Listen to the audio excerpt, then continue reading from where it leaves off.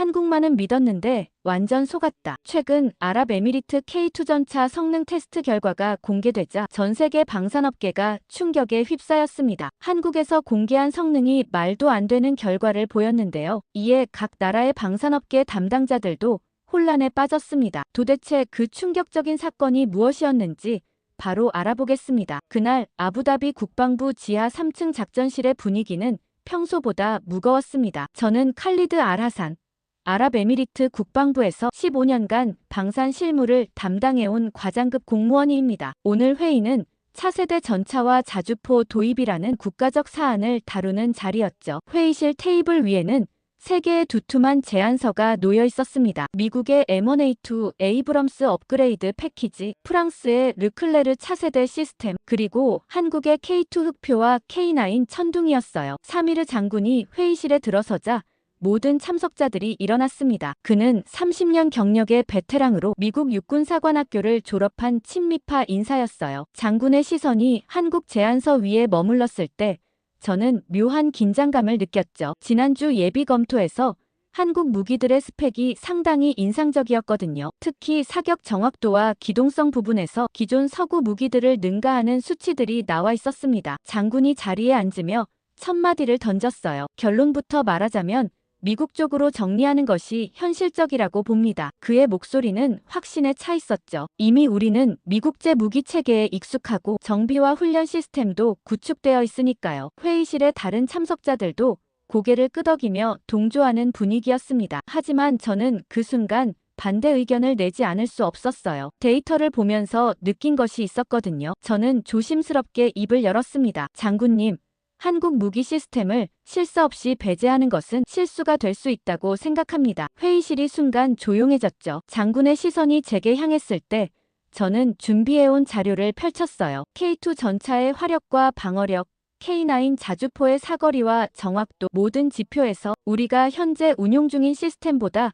우수한 성능을 보여주고 있었습니다. 참석자들 사이에서 웅성거림이 일었어요. 군 간부들은 대부분 서구 무기에 익숙했고 한국 무기에 대해서는 회의적인 시각을 갖고 있었거든요. 하지만 숫자는 거짓말을 하지 않았습니다. 특히 사막 환경에서의 내구성 테스트 결과는 정말 놀라웠어요. 섭씨 50도가 넘는 극한 온도에서도 성능 저하 없이 작동한다는 데이터였죠. 더욱이 모래먼지나 염분에 대한 내성도 기존 무기들을 크게 앞서고 있었습니다. 장군이 비웃듯 말했어요. 뻥 스펙이 진짜일 수도 있겠군요. 하지만 그의 표정에서 완전한 무시는 아님을 느낄 수 있었습니다. 오히려 약간의 궁금증이 섞여 있었죠. 저는 이 기회를 놓치지 않았어요. 정확한 판단을 위해서는 직접 확인이 필요하다고 생각한다고 말했습니다. 특히 우리 환경에서의 성능 검증은 필수적이라고 강조했죠. 군수과장이 우려스러운 목소리로 말했습니다. 하지만 한국과는 기존 협력 사례가 많지 않아서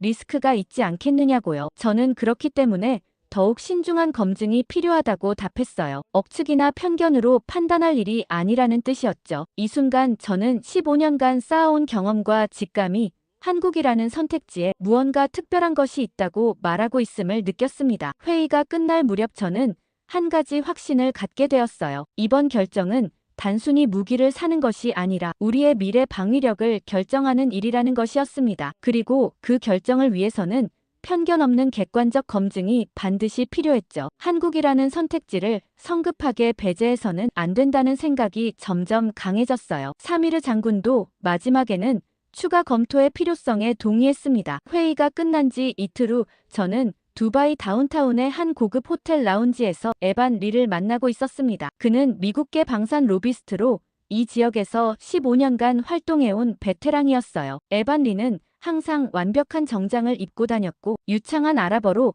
현지인들과도 자연스럽게 소통할 수 있는 인물이었죠. 그가 저를 초대한 이유는 뻔했습니다. 한국 무기에 대한 제 관심을 돌리려는 것이었어요. 부르즈 칼리파가 보이는 테라스에서 에반 리는 값비싼 위스키를 주문했습니다. 칼리드 씨, 오늘은 업무 이야기 말고 편하게 이야기해봅시다. 그의 말투는 친근했지만 저는 그 속에 숨겨진 의도를 느낄 수 있었어요. 이런 자리가 단순한 친목 도모일 리는 없었거든요. 그는 능숙하게 화제를 돌리며 제 가족 안부를 묻고 최근 아랍에미리트의 경제 발전상에 대해 찬사를 늘어놓았습니다. 1시간쯤 지났을 때 에반리가 본격적인 이야기를 꺼냈어요. 그런데 칼리드 씨, 최근 한국 무기에 관심을 보이신다는 소식을 들었습니다. 물론 다양한 옵션을 검토하는 것은 좋지만 현실적인 면도 고려해야 하지 않을까요? 그의 목소리에는 은근한 압박감이 묻어 있었죠. 저는 신중하게 답했습니다. 객관적인 데이터를 기반으로 판단하는 것이 맞다고 생각한다고요. 에반 리가 태블릿을 꺼내 보여준 자료는 상당히 설득력 있어 보였습니다. 미국 사막지대에서 실시한 M1A2 에이브럼스의 성능 테스트 결과였어요. 모하비 사막과 네바다 시험장에서의 데이터들이 빼곡히 정리되어 있었죠. 보세요. 이미 우리 사막과 유사한 환경에서 수십 년간 검증된 시스템입니다. 반면 한국 무기는 아직 이런 극한 환경에서의 장기 운용 데이터가 부족하지 않나요? 그의 지적은 일리가 있었어요. 실제로 한국의 K2나 K9는 주로 온대기후에서 운용되었고 중동의 극한 사막 환경에서의 장기간 테스트 기록은 제한적이었거든요. 하지만 저는 그것만으로 한국 무기를 배제할 수는 없다고 생각했습니다. 기술적 스펙만 보면 충분히 경쟁력이 있었으니까요. 에반 리는 더욱 구체적인 제안을 꺼냈어요. 만약 미국 시스템을 선택하신다면 우리는 특별한 패키지를 제공할 수 있습니다. 현지 정비시설 구축과 기술자 훈련 프로그램 그리고 장기 업그레이드 보장까지 포함해서 말이에요. 더불어 그는 조심스럽게 개인적 혜택에 대해서도 언급했습니다. 물론 이런 대형 프로젝트에는 합당한 컨설팅 피가 따르죠. 저는 불편함을 느꼈어요. 이런 식의 접근은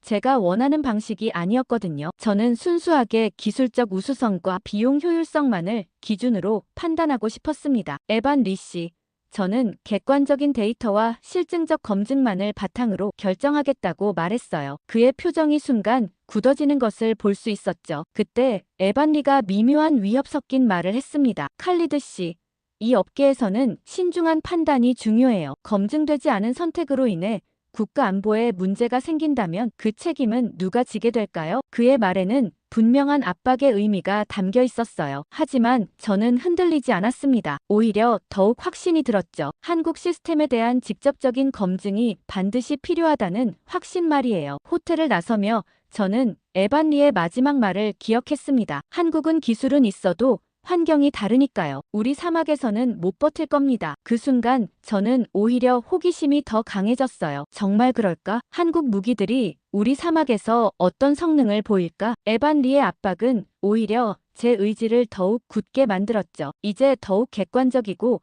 철저한 검증이 필요하다는 생각이 들었습니다. 에반 리와의 만남 이후 며칠 동안 저는 고민에 빠져 있었습니다. 그의 압박은 오히려 역효과를 낳았어요. 왜 그렇게까지 한국을 견제하려 할까 하는 의문이 들었거든요. 만약 정말 한국 무기가 경쟁력이 없다면 굳이 그런 노력을 할 이유가 없을 텐데 말이죠. 저는 국방부 도서관에서 한국 방산업체들의 최근 동향을 조사해봤습니다. K9 자주포의 폴란드 수출 성공과 인도와의 협력 확대, 그리고 각종 국제방산 전시회에서의 호평들이 눈에 들어왔어요. 더욱 흥미로운 것은 한국 무기들의 실전 검증 사례였습니다. 폴란드에서 운용 중인 K9 자주포는 혹독한 유럽 겨울과 여름을 모두 견뎌내며 안정적인 성능을 보여주고 있었어요. 특히 영하 30도에서 영상 40도까지의 극한 온도 변화에도 문제없이 작동한다는 보고서가 인상적이었죠. 이 정도면 우리 사막 환경에서도 충분히 견딜 수 있을 것 같았습니다. 저는 사미르 장군을 찾아갔어요. 장군님, 한국 시스템에 대한 직접 실사가 필요하다고 생각합니다. 장군은 서류를 보며 고개를 저었죠. 칼리드, 시간과 예산 낭비 아닌가? 이미 검증된 미국 시스템으로 가는 게 안전하지 않겠어? 하지만 저는 포기하지 않았습니다. 국가 예산 수십억 달러가 걸린 문제인데 제대로 된 검증 없이 결정할 수는 없다고 강조했어요. 결국 저는 장관님께 직접 보고를 올렸습니다. 15년간 방산 실무를 담당하면서 쌓은 신뢰와 전문성을 바탕으로 한 건이었어요. 보고서에는 한국 무기 시스템의 기술적 우수성과 비용 효율성, 그리고 장기적 발전 가능성에 대한 분석이 담겨 있었습니다. 특히 K2 전차의 능동 방어 시스템과 K9 자주포의 자동화된 사격, 통제 시스템은 현재 우리가 운용하는 어떤 장비보다도 첨단 기술이라고 평가했죠. 장관님은 생각보다 긍정적인 반응을 보였어요. 칼리드, 자네의 전문적 판단을 신뢰한다네 하지만 이것은 신중해야 할 문제야. 만약 실사를 간다면 철저하고 객관적인 평가를 해야 해. 그분의 승인을 받은 순간 저는 책임감과 동시에 설렘을 느꼈습니다. 드디어 한국의 진짜 실력을 직접 확인할 수 있는 기회가 온 것이었어요. 실사단 구성은 신중하게 이뤄졌습니다. 저를 단장으로 하여 포병 전문가 2명과 기갑 전문가 1명, 그리고 기술평가 전문가 1명으로 총 5명의 팀이 꾸려졌어요. 모두 10년 이상의 경험을 가진 베테랑들이었죠. 한국방산청에 공식 실사 요청을 보낸 후 놀랍게도 일주일 만에 긍정적인 답변이 왔습니다. 한국 측은 완전히 공개적이고 투명한 검증을 제안했어요. 사미르 장군은 출발 전날 저를 불렀습니다. 칼리드, 직접 가서 봐라. 만약 한국이 말뿐이라면 거기서 끝내면 되니까. 하지만 만약 정말 우수하다면 그가 말을 멈췄을 때 저는 그도 내심 궁금해하고 있다는 것을 느꼈어요. 기존의 편견을 벗고 객관적으로 평가해보겠다고 약속드렸습니다. 출발 당일 아침 공항에서 에반 리가 저를 기다리고 있었어요. 그는 마지막 설득을 시도했죠. 칼리드 씨, 아직 늦지 않았습니다. 한국 가서 시간 낭비하지 마시고 우리와 구체적인 협의를 시작하면 어떨까요? 하지만 저는 단호하게 거절했습니다. 이미 결정된 일이고 객관적 평가가 우선이라고 말했어요. 비행기에 오르며 저는 설렘과 긴장감을 동시에 느꼈습니다. 과연 한국은 어떤 나라일까? 그들의 기술력은 정말 스펙표에 나온 것만큼 뛰어날까? 7시간의 비행 동안 저는 한국에 대한 기대와 우려를 번갈아가며 생각했어요. 동시에 이번 실사가 아랍에미리트의 미래 방위력을 결정하는 중요한 전환점이 될 수도 있다는 막중한 책임감도 느꼈죠. 이제 편견이나 선입견 없이 순수하게 기술과 성능만으로 판단해야 할 시간이었습니다. 인천국제공항에 발을 내딛는 순간 저는 한국이라는 나라의 첫인상에 압도되었습니다. 공항 자체가 하나의 거대한 예술 작품 같았어요. 깔끔하고 효율적인 동선, 첨단 기술이 곳곳에 스며든 시설들, 그리고 무엇보다 모든 것이 정확하고 빠르게 돌아가는 시스템이 인상적이었죠. 입국 수속도 놀랍도록 신속했고 우리 실사단을 맞이한 한국방산청 관계자들의 준비성도 완벽했습니다. 대기하고 있던 전용 버스부터가 최신형이었고 우리를 위한 안내 자료도 아랍어로 번역되어 있었어요. 공항에서 서울 시내로 향하는 고속도로에서 저는 창밖 풍경에 시선을 뗄 수 없었습니다. 이 나라는 산이 너무 많은데 건물은 왜 이리 높은 거야? 실사단의 한 동료가 중얼거린 말이 제 마음을 그대로 표현했죠. 좁은 국토에 5천만 명이 살고 있다는 사실이 믿기지 않을 정도로 모든 공간이 효율적으로 활용되고 있었습니다. 특히 한강을 끼고 펼쳐진 서울의 스카이라인은 정말 장관이었어요. 현대적인 마천루들이 산자락과 조화를 이루며 독특한 도시 경관을 만들어내고 있었죠. 택시기사가 유창한 영어로 설명해준 한국의 발전사는 충격적이었습니다. 60년 전만 해도 세계 최빈국 중 하나였던 나라가 이렇게 단시간에 선진국 반열에 올라섰다니요. 압축 성장이라는 표현이 정확히 들어맞는 것 같았어요. 모든 것이 빠르고 효율적이며 목적지향적이었죠. 도로 위를 달리는 자동차들도 대부분 현대나 기아 같은 자국 브랜드였고 그 품질도 유럽 차량들과 전혀 뒤지지 않아 보였습니다. 심지어 일부 고급 세단들은 벤츠나 BMW보다도 세련되어 보였어요. 호텔에 체크인한 후 저녁 시간이 되고 산책을 하면 어떨까 싶어 호텔 로비 직원에게 물어봤어요. 그는 친절하게 한강공원이 어떻겠냐고 하더라고요. 택시를 타고 반포한 강공원으로 향하는 길에서 저는 창밖 풍경에 빠져들었습니다. 해가 지면서 서울의 스카이라인이 점점 빛나기 시작했어요. 고층 빌딩들 사이로 보이는 한강의 모습이 정말 아름다웠죠. 한강변에 도착했을 때 저는 정말 놀랐습니다. 도심 한복판을 가로지르는 이렇게 넓은 강이 있다는 것도 신기했지만 무엇보다 강변을 활용하는 방식이 인상적이었어요. 잘 정비된 산책로를 따라 걸으며 주변을 둘러보니 치킨과 맥주를 즐기는 젊은이들이 돗자리를 펴고 앉아 있었어요. 한국에서 유명하다는 치킨과 맥주 조합을 직접 보게 된 거죠. 자전거를 타는 가족들이 시원한 강바람을 맞으며 지나갔고 조깅하는 직장인들도 끊임없이 제 옆을 스쳐갔습니다. 저는 벤치에 앉아 이 풍경을 바라보며 생각에 잠겼어요. 아랍에미리트에서는 이런 모습을 보기 어렵거든요. 사막 기후 때문에 야외 활동 자체가 제한적이니까요. 하지만 여기서는 강이라는 자연 환경을 시민들의 일상 속에 완벽하게 융합시켜 놓았더라고요. 이런 것들이 바로 한국 사람들의 삶의 질을 보여주는 것 같았습니다. 그런데 갑자기 하늘에서 드론 수백 대가 나타나기 시작했어요. 처음에는 뭔가 싶었는데 곧이어 화려한 공연이 시작되었습니다. 드론들이 만들어내는 3차원 영상은 마치 SF 영화를 보는 것 같았어요. 색깔도 다양하게 바뀌면서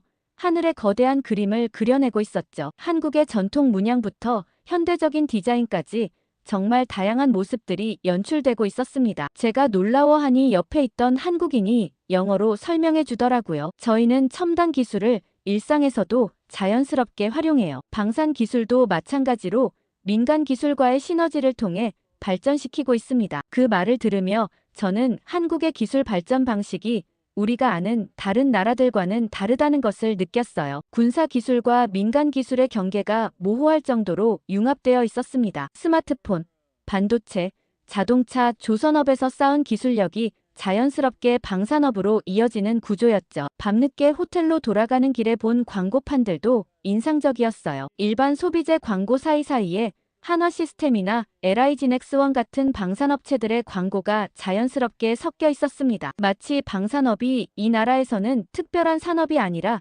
일반적인 첨단 제조업의 연장선처럼 여겨지는 것 같았죠. 이런 문화적 차이가 한국 방산업의 독특한 발전 동력이 될 수 있겠다는 생각이 들었습니다. 다음 날 아침 조식을 하며 실사단 동료들과 첫날 인상을 나눴습니다. 포병 전문가인 아흐메드가 말했어요. 이 나라 사람들은 정말 빨라요. 모든 것이 즉석에서 해결되고 불필요한 시간 낭비가 없습니다. 기갑 전문가인 유세프도 동의했죠. 공항에서부터 호텔까지 모든 과정이 군대처럼 정확하고 효율적이었다고요. 이런 문화가 그들의 무기 시스템에도 반영되어 있을 것 같다는 예감이 들었어요. 호텔 창밖으로 보이는 서울 시내는 아침부터 활기찬 에너지로 가득했습니다. 지하철역으로 향하는 사람들의 발걸음이 빨랐고 모든 것이 시계처럼 정확하게 돌아가고 있었어요. 오늘부터 본격적인 기술 검증이 시작될 예정이었는데 벌써부터 기대감이 높아졌습니다. 아침 일찍 저희는 경기도 성남에 위치한 한화시스템 본사를 방문했습니다. 건물 외관부터가 범상치 않았어요. 현대적이면서도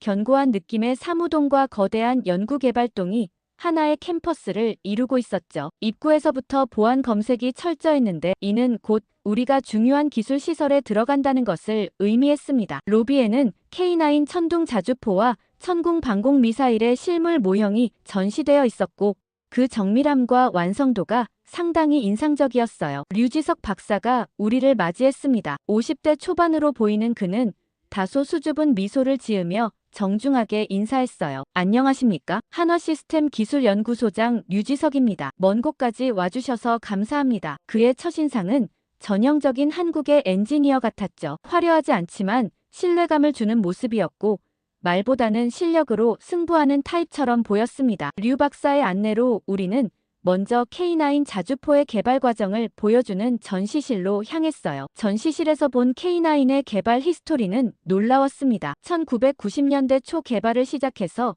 지금까지 지속적으로 업그레이드되어 온 과정이 상세히 기록되어 있었어요. 특히 인상적이었던 것은 실전 데이터를 바탕으로 한 지속적인 개선 작업이었죠. 폴란드, 인도, 핀란드 등 다양한 환경에서 운용되면서 수집된 피드백을 반영해 성능을 향상시켜온 과정이 체계적으로 정리되어 있었습니다. 이는 단순히 무기를 만들어 파는 것이 아니라 지속적으로 발전시켜 나가는 철학을 보여주는 것 같았어요. 실내 테스트 센터로 이동했을 때 저는 정말 놀랐습니다. 거대한 홀 안에는 K9 자주포의 터렛 부분이 실제 크기로 재현되어 있었고 모든 시스템이 실제와 동일하게 작동하고 있었어요. 류 박사가 설명했습니다. 이곳에서는 실제 사격 없이도 모든 기능을 테스트할 수 있어요. 사격 통제 시스템, 자동 장전 장치, 포신 조준 시스템까지 모든 것이 시뮬레이션으로 검증 가능합니다. 그의 시연을 보며 저는 한국의 시뮬레이션 기술 수준에 감탄했어요. 마치 실제 전장에 있는 것 같은 현실감이었거든요. K2 전차의 시뮬레이션 시스템은 더욱 놀라웠습니다. 실제 전차 내부와 동일한 조종석에 앉아 가상 환경에서 주행과 사격을 체험할 수 있었어요. 특히 능동 방어 시스템의 작동 과정을 3D로 보여주는 화면은 정말 인상적이었죠. 적의 대전차 미사일이 접근하면 자동으로 요격탄을 발사해 무력화시키는 장면을 보며 이것이 정말 현실에서 작동할까 하는 의문이 들었습니다. 류 박사가 제 표정을 읽었는지 말했어요. 실제 성능은 시뮬레이션보다 더 뛰어날 수도 있어요. 저희가 실제 성능을 발표하지 않은 부분도 많거든요. 그 말이 제 머릿속에 강하게 남았습니다. 실제 성능을 발표하지 않는다고? 보통은 마케팅을 위해 스펙을 과장하는 경우가 많은데 한국은 오히려 겸손하게 발표한다는 뜻인가요? 저는 더 구체적으로 물어봤어요. 그렇다면 공개된 스펙보다 실제 성능이 더 좋다는 말씀이신가요? 류 박사가 미소를 지으며 답했습니다. 직접 확인해 보시면 아실 거예요. 저희는 약속할 수 있는 것만 발표하는 편이거든요. 복합 통제 시스템 시연장에서는 더욱 놀라운 광경을 봤습니다. 하나의 지휘소에서 K9 자주포 여러 대와 K2 전차 그리고 천궁 방공 미사일까지 통합 운용하는 시스템이었어요. 실시간으로 전장 상황을 파악하고 각 무기 시스템에 최적의 임무를 배정하는 AI 기반 시스템이 작동하고 있었죠. 이는 단순히 개별 무기의 성능을 넘어서 전체적인 작전 효율성을 극대화하는 개념이었습니다. 저는 이런 통합 시스템을 본 적이 없었어요. 미국이나 유럽 무기들도 각각은 뛰어나지만 이렇게 완벽하게 통합된 시스템은 드물었거든요. 점심시간에 류 박사와 개인적인 대화를 나눌 기회가 있었습니다. 박사님, 한국 방산업체들이 이렇게 빠르게 발전할 수 있었던 비결이 무엇인가요? 그가 잠시 생각하더니 답했어요. 저희는 늘 부족하다고 생각해왔어요. 그래서 더 열심히 연구하고 더 완벽하게 만들려고 노력했죠. 또한 민간 기업들과의 협력도 큰 도움이 되었어요. 삼성,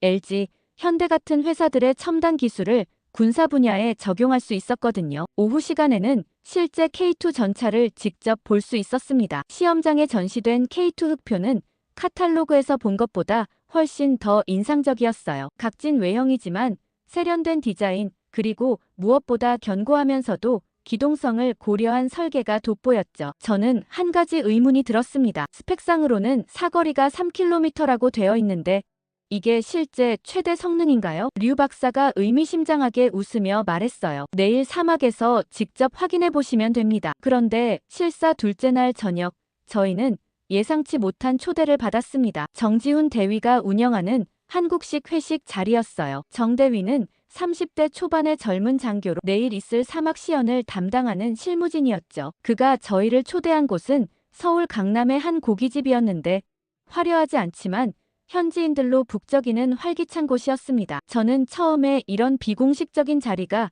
과연 적절한지 의문스러웠어요. 하지만 한국 문화를 이해하는 것도 그들의 무기 시스템을 파악하는데 도움이 될 것 같아서 참석하기로 했죠. 정지훈 대위가 우리를 맞으며 말했습니다. 한국을 제대로 이해하려면 회식 문화를 체험해 보셔야 해요. 저희 군인들이 어떤 마음으로 무기를 다루는지 알 수 있을 거예요. 그의 말에는 단순한 친목 도모 이상의 의미가 담겨 있는 것 같았어요. 테이블에 앉자 삼겹살과 각종 반찬들이 나왔고 무엇보다 소주병들이 테이블을 가득 채웠죠. 이게 정말 군인들이 즐기는 방식인가 하는 생각이 들었습니다. 정 대위가 소주잔을 들며 설명했어요. 한국 군대에서 회식은 단순한 술자리가 아니에요. 서로를 이해하고 신뢰를 쌓는 시간이죠. 전쟁터에서는 옆에 있는 동료를 믿을 수 있어야 하거든요. 그래서 평소에 이렇게 마음을 터놓고 이야기하는 거예요. 저는 그의 말을 들으며 한국군의 독특한 문화를 느낄 수 있었습니다. 단순히 명령에 따라 움직이는 조직이 아니라 강한 유대감으로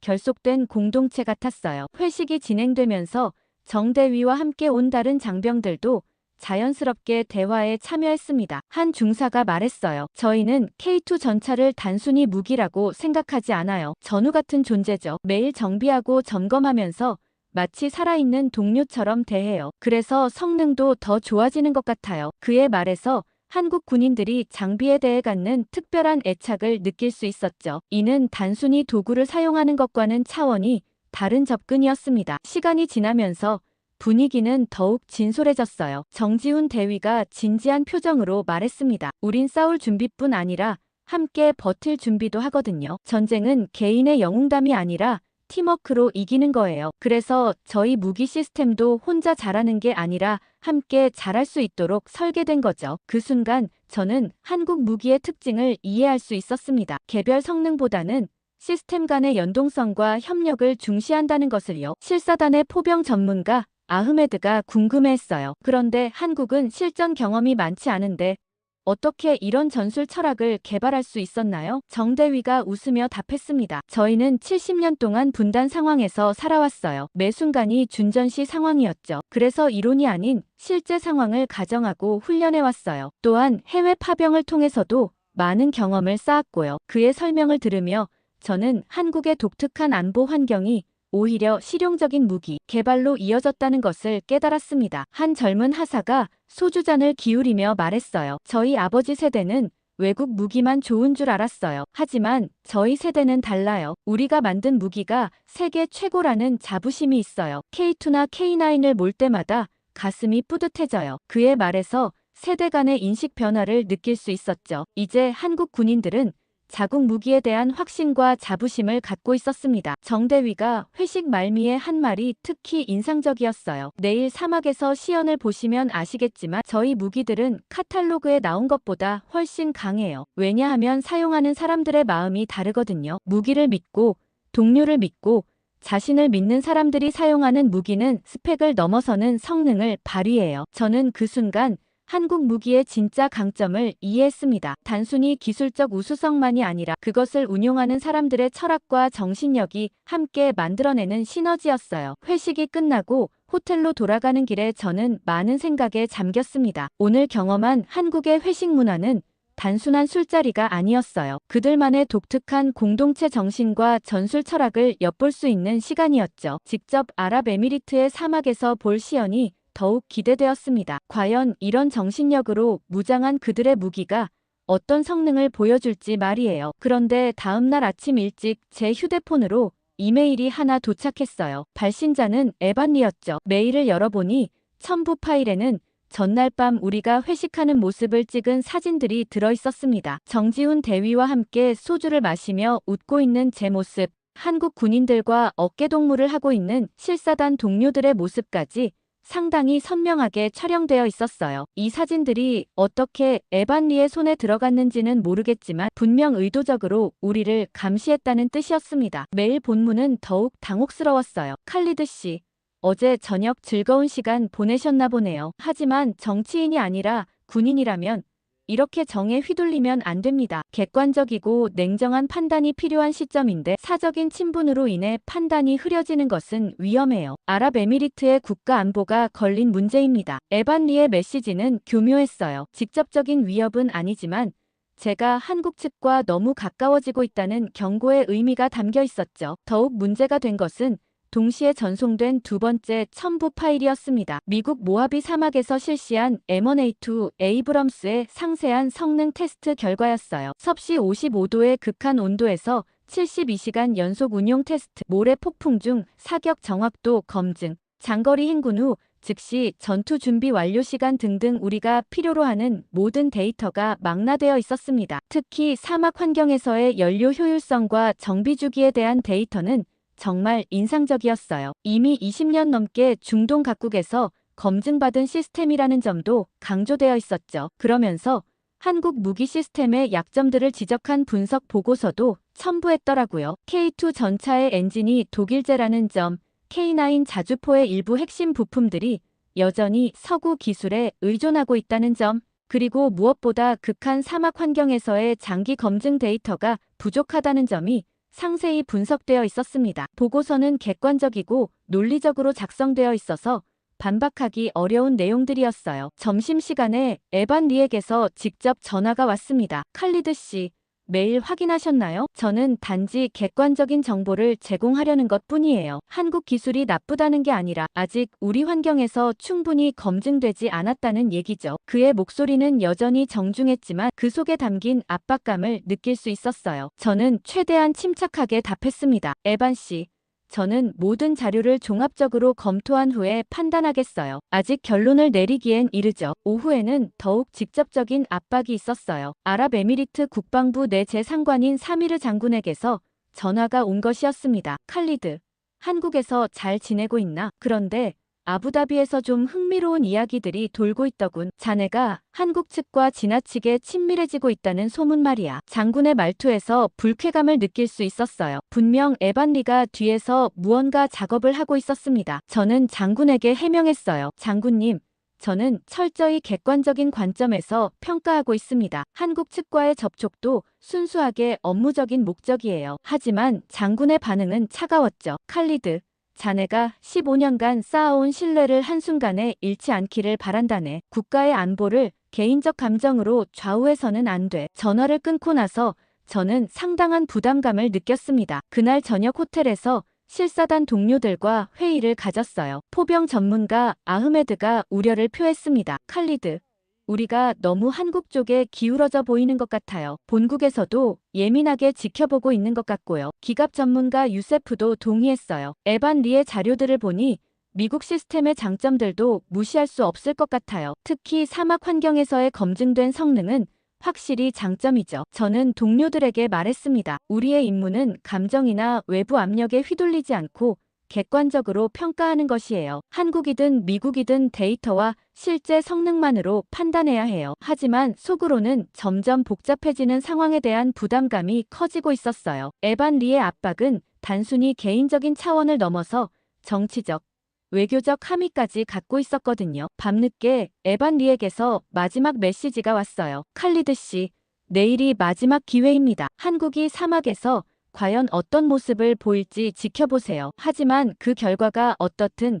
현명한 선택을 하시길 바랍니다. 아랍에미리트의 미래가 걸린 문제니까요. 저는 휴대폰을 내려놓고 창밖을 바라봤어요. 내일 사막에서의 시연이 모든 것을 결정할 것 같았습니다. 이제 더 이상 외부의 압박이나 개인적 감정에 휘둘릴 수는 없었어요. 오직 데이터와 실제 성능만이 답을 줄 것이었죠. 그렇게 서울에서의 3일간 실사를 마치고 아랍에미리트로 돌아온 저는 복잡한 심경이었습니다. 한국에서 본 기술력은 분명 인상적이었지만 에반 리의 압박과 본국의 우려도 무시할 수 없었어요. 이제 진짜 시험의 시간이 다가왔습니다. 아부다비에서 남쪽으로 200km 떨어진 아라무라 사막 훈련장에서 실시될 한국 무기 시스템의 실전 시연이었죠. 이곳은 아랍에미리트 군이 극한 환경 훈련을 위해 조성한 시설로 섭씨 50도를 넘나드는 혹독한 사막 조건에서 각종 무기 시스템을 테스트하는 곳이었어요. 시연 전날 오후 한국 측 장비들이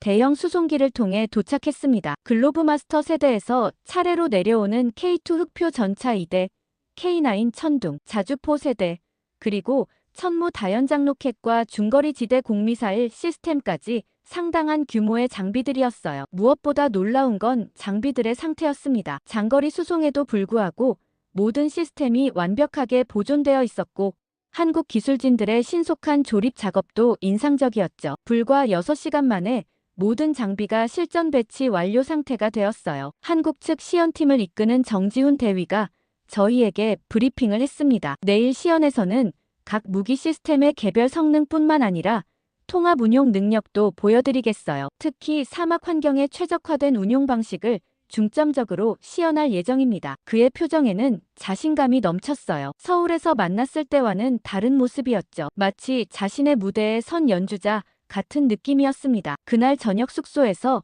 사미르 장군이 저를 불렀어요. 칼리드, 내일 시연 결과가 어떻게 나올지 예상해봤나? 장군의 질문에는 미묘한 뉘앙스가 담겨 있었어요. 저는 신중하게 답했습니다. 아직 예단하기는 어렵지만 한국 측의 준비 상태는 상당히 철저해 보입니다. 장군이 비웃듯 말했어요. 드디어 너희가 실수할 시간이 왔다. 사막은 모든 것을 드러내는 곳이야. 가식이나 허세는 통하지 않지. 그의 말에는 한국 기술에 대한 여전한 회의감이 묻어 있었죠. 시연 당일 새벽 5시, 아라무라 훈련장은 이미 분주했습니다. 한국 기술진들은 해가 뜨기 전부터 최종 점검을 시작했어요. 류지석 박사가 각 시스템을 하나씩 돌아보며 상태를 확인하는 모습이 꼼꼼해 보였습니다. 특히 인상적이었던 것은 사막의 모래먼지와 온도 변화에 대비한 보호 조치들이었어요. 모든 중요 부품에 특수 커버가 씌워져 있었고 냉각 시스템도 사막 환경에 맞게 조정되어 있었죠. 오전 8시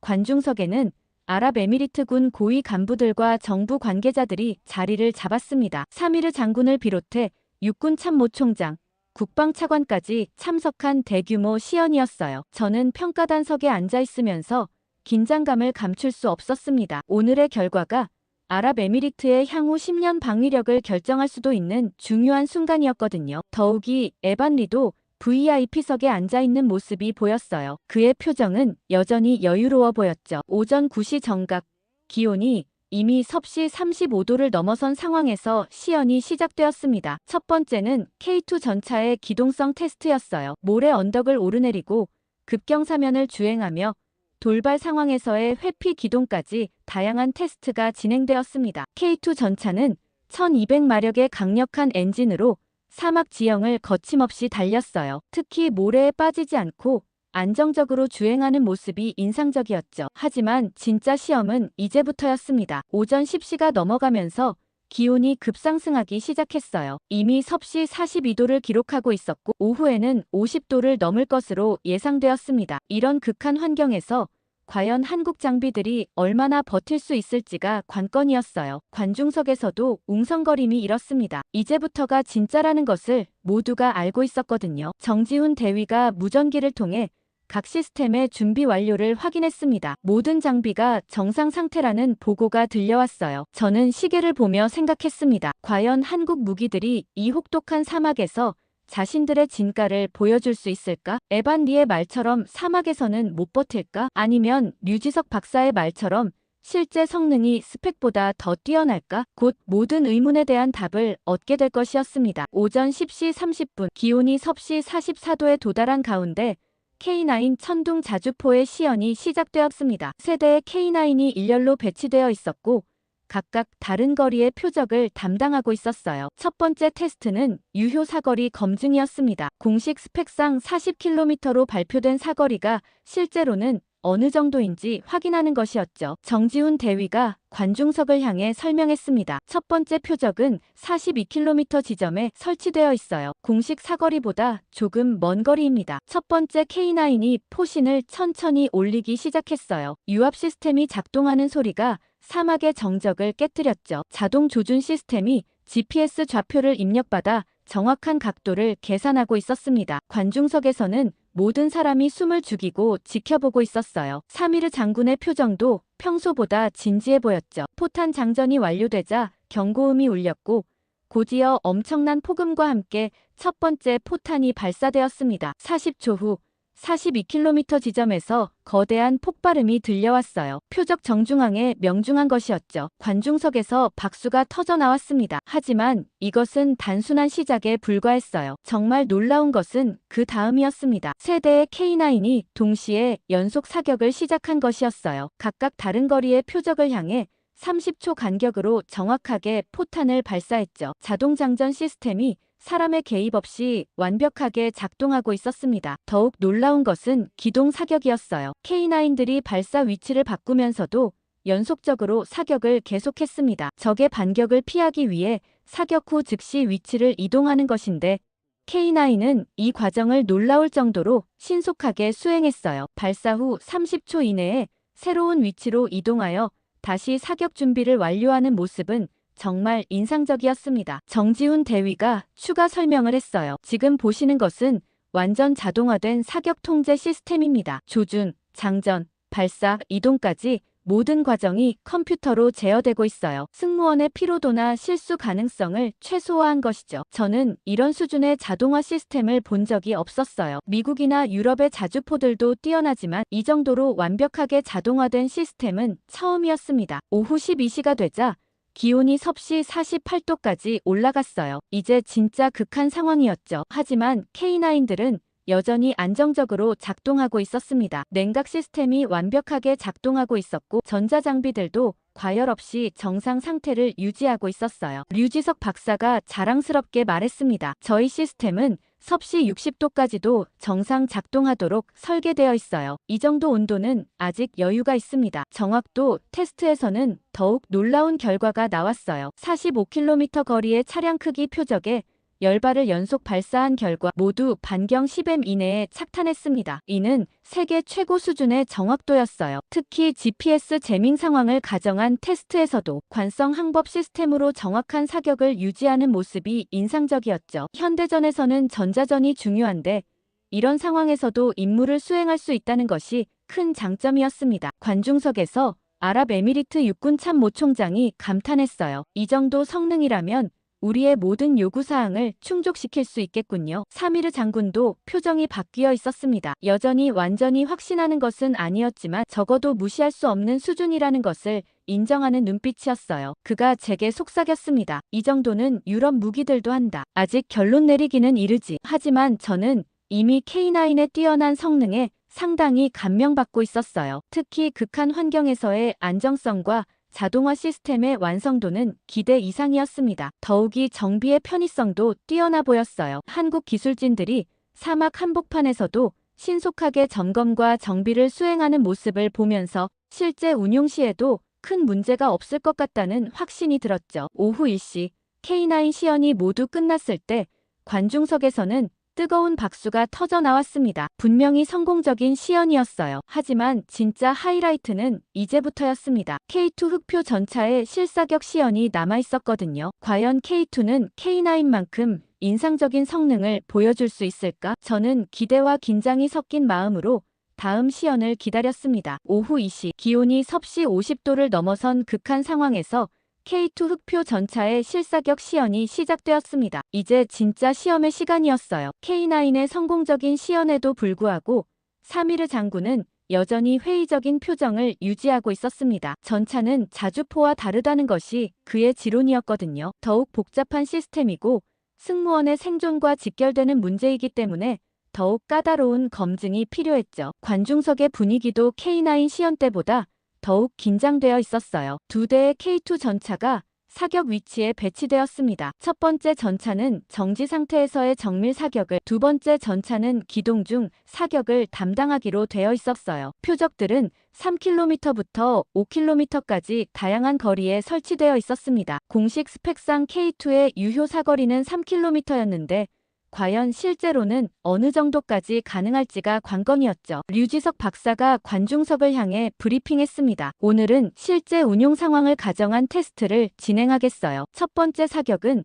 3.5km 지점의 표적을 향한 것이었습니다. 공식 스펙을 조금 넘어서는 거리였죠. K2의 120mm 활강포가 천천히 표적을 향해 조준되었어요. 화력 통제 시스템이 바람의 세기, 온도, 습도까지 모든 변수를 계산하고 있었습니다. 정지훈 대위가 무전기로 사격 준비 완료를 보고했고 곧이어 엄청난 폭음과 함께 첫 번째 포탄이 발사되었어요. 사막의 열기 속에서도 포탄의 궤적이 선명하게 보였습니다. 15초 후 3.5km 지점에서 거대한 폭발이 일어났어요. 표적 정중앙에 명중한 것이었습니다. 관중석에서 감탄사가 터져나왔죠. 하지만 이것은 단순한 시작에 불과했어요. 정말 놀라운 것은 그 다음 사격이었습니다. 4km, 4.5km, 그리고 마침내 5km 지점의 표적까지 모든 사격이 정확하게 명중했어요. 공식 스펙보다 훨씬 긴 거리에서도 완벽한 정확도를 보여준 것이었죠. 관중석이 술렁이기 시작했습니다. 사미르 장군도 이제는 표정이 달라져 있었어요. 이건 예상 밖인데 하고 중얼거리는 소리가 들렸죠. 아랍에미리트 육군 참모 총장도 놀란 표정으로 류지석 박사에게 질문했습니다. 공식 스펙보다 훨씬 먼 거리에서 사격이 가능한 건가요? 류 박사가 겸손하게 답했어요. 국내에선 평지가 없어 실제 성능을 못 입증했을 뿐입니다. 저희가 보수적으로 스펙을 발표하는 편이거든요. 두 번째 전차의 기동 사격은 더욱 놀라웠습니다. 시속 40km로 달리면서도 4km 거리의 표적에 정확하게 명중시켰어요. 능동방어 시스템도 시연되었는데 모의 대전차 미사일을 자동으로 요격하는 모습이 정말 인상적이었죠. 특히 사막 환경에서도 모든 센서와 컴퓨터 시스템이 완벽하게 작동하고 있었습니다. 섭씨 50도가 넘는 극한 온도에서도 성능 저하가 전혀 없었어요. 연속 사격 테스트에서는 더욱 놀라운 결과가 나왔습니다. 10발을 연속으로 발사했는데 모든 포탄이 표적에 명중했어요. 명중률 100%였죠. 자동장 전장치가 사막 환경에서도 완벽하게 작동하고 있었고 포신의 과열 방지 시스템도 효과적으로 기능하고 있었습니다. 이는 실전에서 지속적인 교전이 가능하다는 것을 의미했어요. 시연이 끝났을 때 현장은 완전히 조용해졌어요. 모든 사람이 방금 본 것을 소화하려고 애쓰고 있는 것 같았습니다. 사미르 장군이 마침내 입을 열었어요. 이 정도 성능이라면 우리의 모든 요구사항을 넘어서는 수준이군요. 그의 목소리에는 더 이상 회의감이 없었습니다. 오히려 감탄과 존경이 섞여 있었어요. 저 역시 완전히 매료되어 있었습니다. 한국의 뻥스펙이라고 조롱받았던 것들이 실제로는 과소평가된 진짜 실력이었다는 사실의 말이에요. K2 전차의 놀라운 시연이 끝난 후 우리는 에어컨이 빵빵하게 나오는 VIP 라운지로 이동했습니다. 모든 사람의 얼굴에는 방금 목격한 것에 대한 충격이 그대로 드러나 있었어요. 특히 사미르 장군의 표정 변화가 가장 극적이었죠. 아침에 보였던 냉소적인 미소는 온데간데 없고 진지하고 사려 깊은 표정으로 바뀌어 있었습니다. 하지만 여전히 마지막 결정을 내리기에는 신중한 모습이었어요. 결국 이 문제는 단순히 기술적 우수성만의 문제가 아니었거든요. 라운지에서 열린 비공식 회의는 상당히 진솔했습니다. 아랍에미리트의 고위 관계자들이 솔직한 의견을 나누기 시작했어요. 육군 참모총장이 먼저 입을 열었습니다. 오늘 본 성능은 정말 놀라웠어요. 특히 사막 환경에서의 안정성과 사거리는 우리의 기대를 훨씬 넘어섰죠. 하지만 사미르 장군은 여전히 현실적인 우려를 표했어요. 성능은 인정하지만 장기적인 지원 체계나 정치적 고려 사항도 무시할 수 없지 않나요? 미국과의 관계도 생각해야 하고요. 저는 이 순간이 중요하다는 것을 느꼈습니다. 15년간 방산 실무를 담당하면서 쌓아온 경험과 전문성을 바탕으로 제 의견을 명확히 표현해야 할 때였어요. 장군님들, 오늘 저는 단순히 뛰어난 무기를 본 것이 아닙니다. 완전히 다른 철학을 본 거예요. 제 말에 모든 사람의 시선이 집중되었죠. 저는 계속 설명했습니다. 한국은 무기만 판 것이 아니라 그들의 사고방식과 접근법까지 보여줬어요. 구체적인 예를 들어 설명했습니다. K9의 자동화 시스템을 보세요. 단순히 기계적인 자동화가 아니라 승무원의 피로도와 안전까지 고려한 설계예요. K2의 다양한 전투 모드도 마찬가지고요. 이들은 무기를 만들 때 실제로 사용할 사람들의 입장에서 생각해요. 그리고 무엇보다 과장하지 않고 실제 성능을 보여주려 해요. 오늘 뻥스펙이라고 생각했던 것들이 실제로는 겸손하게 표현된 진짜 실력이었다는 게 그 증거죠. 국방차관이 관심 있다는 표정으로 물었어요. 그렇다면 칼리드 과장은 한국 시스템을 추천하는 건가요? 저는 잠시 생각한 후 답했습니다. 전 우리가 무엇을 사야 하는지 확신이 듭니다. 우리는 단순히 무기가 아니라 미래를 사는 거예요. 한국은 지속적으로 발전하는 기술, 사용자 중심의 설계 철학, 그리고 무엇보다 정직한 파트너십을 제공해요. 이런 것들이야말로 장기적으로 우리에게 필요한 것들 아닌가요? 사미르 장군이 고개를 끄덕이며 말했어요. 칼리드의 말이 맞네. 오늘 본 것은 단순한 무기 시연이 아니었어. 완전히 다른 수준의 기술 철학이었지. 특히 극한 환경에서도 성능 저하 없이 작동하는 것을 보고 깨달았네. 이들은 정말로 우리의 환경을 이해하고 있어. 그의 말에는 더 이상 회의감이 없었어요. 오히려 감탄과 존경이 묻어 있었죠. 모든 참석자들이 하나둘씩 한국 시스템에 대한 긍정적 의견을 표하기 시작했어요. 하지만 최종 결정은 여전히 왕세자의 손에 달려 있었습니다. 이런 대형 프로젝트는 결국 최고 위층의 정치적 판단이 필요했거든요. 국방차관이 말했어요. 내일 왕세자 전하께 상세한 보고를 드려야 해요. 오늘의 시연 결과와 우리의 평가 의견을 종합해서 말이에요. 저는 이 보고가 얼마나 중요한지 잘 알고 있었어요. 아랍에미리트의 향후 10년 방위력이 결정되는 순간이었으니까요. 그날 저녁 호텔에서 저는 혼자 생각에 잠겼습니다. 오늘 하루 동안 저는 완전히 새로운 세계를 경험했어요. 한국이라는 나라가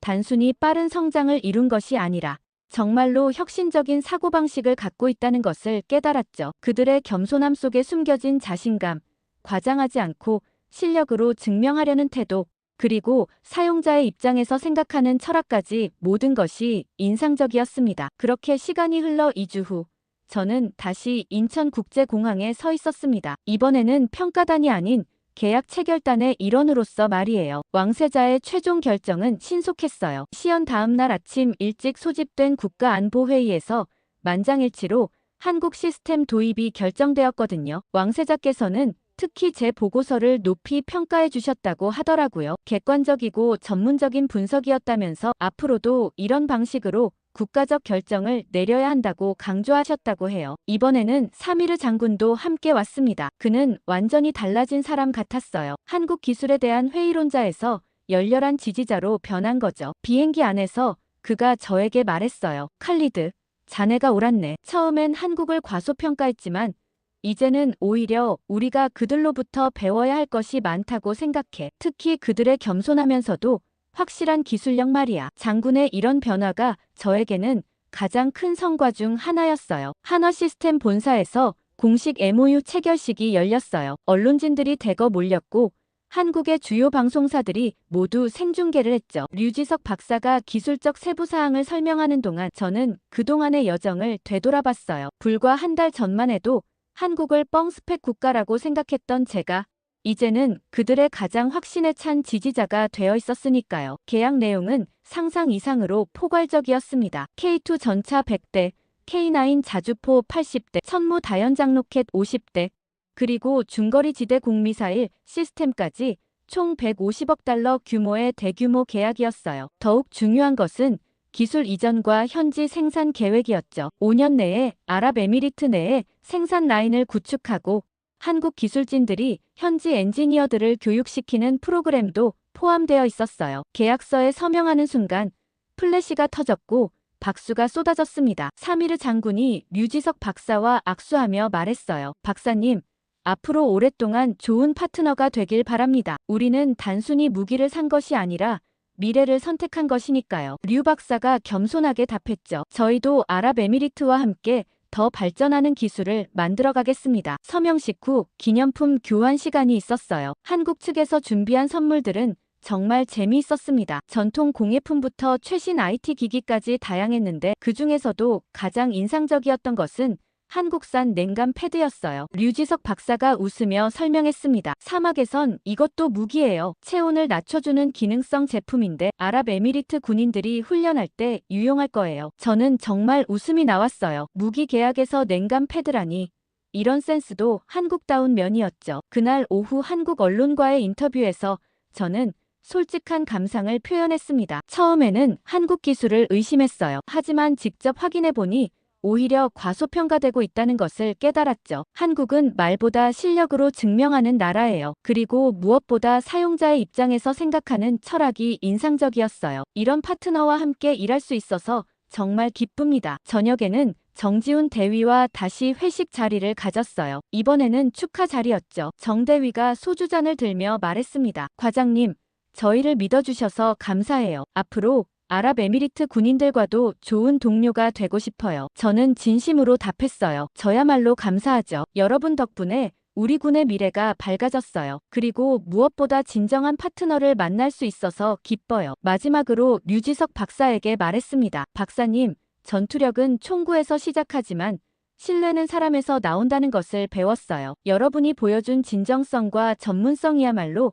최고의 무기였어요. 그가 감동받은 표정으로 답했죠. 과장님 같은 분이 있어서 이런 성과가 가능했어요. 앞으로도 계속 좋은 관계를 유지해 나가요. 3일간의 서울 방문을 마치고 돌아가는 비행기에서 저는 가방 속 냉감 패드를 만지며 웃었어요. 정말 이상한 기념품이었지만 어쩐지 한국다운 실용성이 담겨 있는 것 같았거든요. 사막에선 이것도 무기라는 류 박사의 말이 계속 생각났어요. 작은 것 하나라도 사용자를 생각하는 마음, 그것이야말로 한국의 진짜 경쟁력이었던 것 같았습니다. 그렇게 6개월 후 저는 다시 아라무라 훈련장에 서 있었습니다. 하지만 이번에는 시연을 보러 온 것이 아니라 실제 훈련 현장을 점검하러 온 것이었어요. 한국에서 도착한 첫 번째 배치분, K2 전차 20대와 K9 자주포 15대가 이미 우리 부대에 배치되어 운용 중이었거든요. 오늘은 아랍에미리트 장병들이 직접 한국 무기를 조작하는 첫 번째 실전 훈련이 있는 날이었죠. 6개월 전 시연 때와는 완전히 다른 의미의 하루였습니다. 훈련장에 도착하자 익숙한 모습들이 보였어요. K2 전차들이 일렬로 배치되어 있었고 우리 병사들이 한국 교관들과 함께 최종 점검을 하고 있었습니다. 가장 인상적이었던 것은 우리 병사들의 표정이었어요. 처음 한국 무기를 접했을 때는 어색해했는데 이제는 완전히 자신감 넘치는 모습이었죠. 특히 압둘라 중사가 K2 전차 위에서 엄지손가락을 치켜 세우며 웃는 모습이 인상적이었어요. 한국 측 훈련교관인 김상훈 소령이 저를 반갑게 맞아줬습니다. 과장님, 오랜만이네요. 우리 병사들 실력이 정말 늘었어요. 처음에는 걱정했는데 이제는 한국 병사들보다 더 능숙하게 다룰 정도예요. 그의 말에는 진심 어린 자부심이 담겨 있었어요. 저는 그동안 궁금했던 것을 물어봤습니다. 사막 환경에서 6개월간 운용해보니 어떤가요? 문제는 없었나요? 김소령이 자신있게 답했어요. 오히려 예상보다 훨씬 좋아요. 모래 폭풍이나 극한 온도에도 전혀 문제없이 작동하고 있어요. 정비 주기도 당초 계획보다 길어졌고요. 특히 우리 병사들이 정비하기 쉽다고 좋아해요. 복잡하지 않고 직관적이라고 하더라고요. 그의 설명을 들으며 저는 안도감을 느꼈습니다. 역시 한국 시스템을 선택한 것이 옳았다는 확신이 들었어요. 훈련이 시작되자 정말 놀라운 광경이 펼쳐졌습니다. 아랍에미리트 병사들이 K2 전차를 몰고 사막을 질주하는 모습이 마치 한 편의 영화 같았어요. 특히 압둘라 중사가 조종하는 전차의 기동성은 정말 인상적이었죠. 모래 언덕을 오르내리고 급커브를 돌고 갑작스런 정지와 출발을 반복하면서도 전혀 흔들림이 없었어요. 옆에서 지켜보던 현지 병사가 저에게 말했습니다. 이 녀석 사막을 수놓는 검은 표범이야. K9 자주포 훈련도 마찬가지였어요. 우리 병사들이 자동장전 시스템을 능숙하게 다루면서 연속 사격을 실시하는 모습이 정말 자랑스러웠습니다. 특히 모든 사격이 정확하게 명중하는 것을 보며 6개월 전 시연 때의 감동이 다시 살아났어요. 이제는 시연이 아닌 실전이었고 우리의 무기가 된 것이었죠. 한국 교관들도 흐뭇한 표정으로 지켜보고 있었어요. 점심시간에 압둘라 중사와 대화를 나눴습니다. 중사, K2 전차는 어때? 기존 전차와 비교해서 말이야. 그가 환한 미소를 지으며 답했어요. 과장님, 정말 다른 세상이에요. 모든 것이 자동이고 정확해요. 그리고 무엇보다 믿을 수 있어요. 사막에서 고장날 걱정을 안 해도 되니까 마음이 편해요. 예전 전차들은 항상 불안했는데 이제는 정말 든든해요. 그의 말을 들으며 저는 진심으로 기뻤습니다. 오후 훈련에서는 K2와 K9의 연동작전이 실시되었어요. 전차와 자주포가 하나의 시스템처럼 움직이면서 가상의 적을 제압하는 훈련이었죠. 정보 공유, 표적 지정, 화력 조정까지 모든 과정이 완벽하게 이루어졌어요. 이는 단순히 개별 무기의 성능을 넘어선 시스템적 우수성을 보여주는 것이었습니다. 사미르 장군도 참관하러 왔는데 흡족한 표정을 감추지 못했어요. 훈련이 끝난 후 저는 하늘을 바라보며 혼잣말했습니다. 우리가 선택한 건 무기가 아니라 미래였어. 한국과의 파트너십을 통해 우리는 단순히 좋은 무기를 얻은 것이 아니라 새로운 기술 철학과 협력 방식을 배우게 되었어요. 겸손하지만 확실한 실력, 과장하지 않고 실제로 증명하는 태도, 그리고 사용자를 먼저 생각하는 마음까지 모든 것이 우리에게 영감을 주었죠. 저녁 무렵 예상치 못한 소식이 들려왔습니다. 국방부에서 KF-21 전투기에 대한 관심을 표명했다는 것이었어요. 벌써 차세대 전투기 도입 검토가 시작되었고 한국의 KF-21이 후보 중 하나로 거론되고 있다는 소식이었죠. 저는 미소를 지었습니다. 역시 좋은 파트너십은 계속 이어지는 법이군요. 한국이 보여준 진정성과 실력이 또 다른 기회로 이어지고 있는 것이었어요. 그날 밤 사무실에서 저는 한국으로 보낼 KF-21 비행 시연 요청서를 작성했습니다. 6개월 전 K2와 K9으로 시작된 인연이 이제는 하늘로까지 확장되는 순간이었어요. 사막에 심어진 작은 씨앗이 이제 큰 나무로 자라나고 있었습니다. 한국과 아랍에미리트의 파트너십은 이제 막 시작된 것 같았어요. 한국 사람들은 겸손함이 미덕인데 여기서까지 그 면모가 드러났습니다. 자랑스러운 한국, 지금 이 시간에도 한국의 발전을 위해 노력하고 계신 분들께 댓글 많이 부탁드립니다.